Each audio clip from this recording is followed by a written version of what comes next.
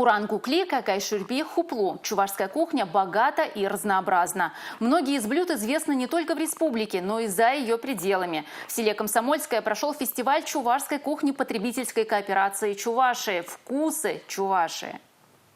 Для чувашского народа традиционная кухня – важнейшая часть национальной культуры. Фестиваль «Вкусы Чувашии» познакомит с разнообразием блюд нашей республики. Вы знаете, вот в последнее время меняется культура питания.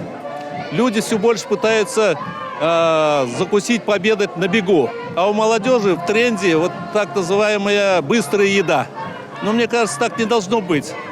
Потому что чувашская кухня – это кухня, которая очень просто готовится из доступных продуктов, но в то же время очень вкусная и полезная. На фестивале были подготовлены выставки чувашских национальных блюд. Прошли мастер-классы по приготовлению хуран-кукле. Участие приняли не только взрослые. Готовились морально и тренировались лепить вареники в традиционной форме. Это в форме лодочки, в форме полусолнца. И оказалось сюрпризом для нас. Я хотел сделать для них сюрприз.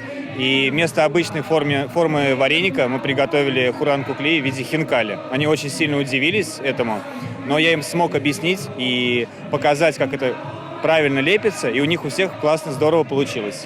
На фестивале собрались настоящие ценители чувашской традиционной кухни. Они рассказали, какие блюда им нравятся больше всего, а также поделились секретами их приготовления. У меня самое-самое-самое любимое блюдо – это какай-шурби. Очень люблю. Как меня вот бабушка научила моя, так и готовлю. Очень, чтобы обязательно прозрачную было, на очень тихом огне.